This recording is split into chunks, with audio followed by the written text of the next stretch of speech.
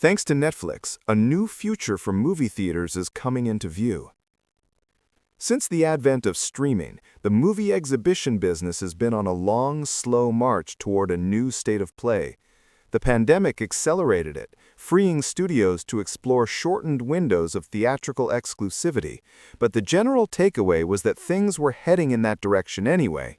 The growing demand for at-home viewing wasn't going anywhere. Now, as then, the situation is existential for cinemas. The box office isn't returning to its pre-COVID numbers.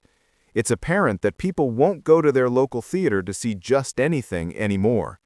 And while VOD may not cannibalize a movie's box office, knowing something will be available to rent or stream soon is a big reason why those two non-overlapping audiences exist.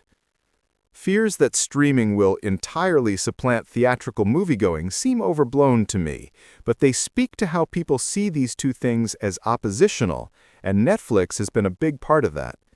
Of all the streamers, Netflix has taken the most aggressive anti-cinema stance, with CEO Ted Sarandos making headlines for calling the theatrical experience an outmoded idea earlier this year. But the ice may be thawing. AMC, which often took a stand against Netflix's windowing practices by refusing to play their movies, will participate in the Halloween weekend return of K-pop Demon Hunters to the big screen. Netflix's most successful film ever had a one-weekend theatrical release in August without them, but according to Puck, AMC CEO Adam Aron and Sarandos have since been talking through their company's differences. The major chain has already agreed to show Greta Gerwig's Narnia movie in its limited IMAX release next year, and future collaborations are reportedly on the table as talks continue. Will the world's most successful streamer suddenly pivot to embrace first-run theatrical releases? I doubt it. The Gerwig deal is special, and even if it happens again, is likely to be rare. But this K-pop Demon Hunters situation is different, and suggests the relationship between theaters and streamers is entering a new, potentially transformative phase. Netflix's K-pop Demon Hunters theatrical release could be a new way forward. After a century, we're accustomed to thinking of movie theaters as the place to see whatever's new. Streaming services may be challenging that, but all the industry talk about windowing still aligns with this perception. Theaters first, at home second. K-pop Demon Hunters' first release event stood out to me for this reason.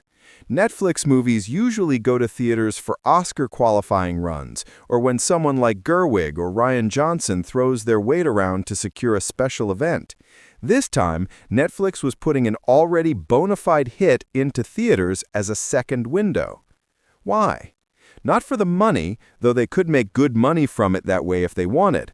Netflix doesn't report box office totals, but estimates had K-pop winning the weekend with over $19 million, almost as much as they paid Sony for it. Instead, they needed that outmoded communal experience.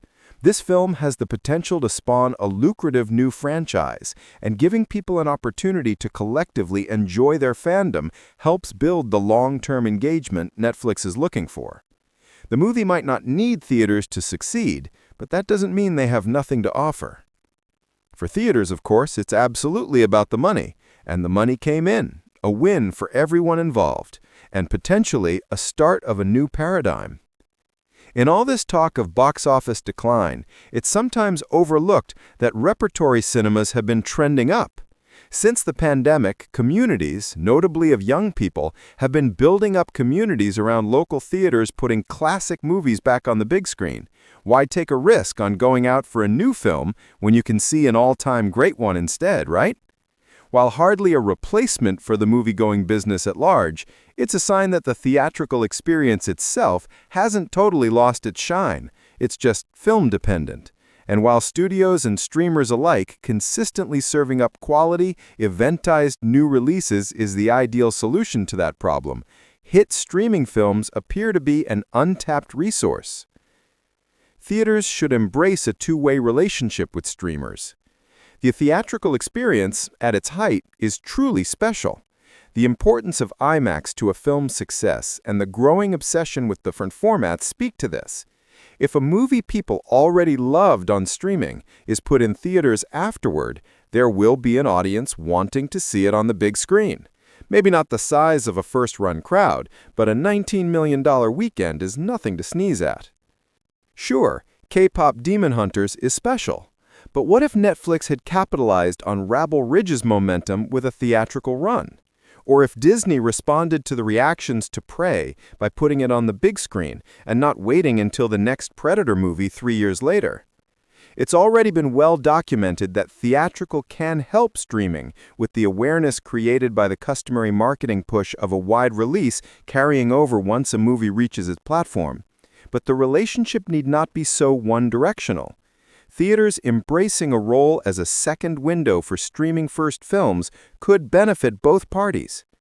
I'm glad to see AMC getting in on the action this time around, and I hope this second K-pop Demon Hunters weekend is a success. Before long, just as people currently look at questionable theatrical movies and think, "I'll wait until it's on streaming," it could become normal to see a great streaming movie and think, "I can't wait until it's in theaters."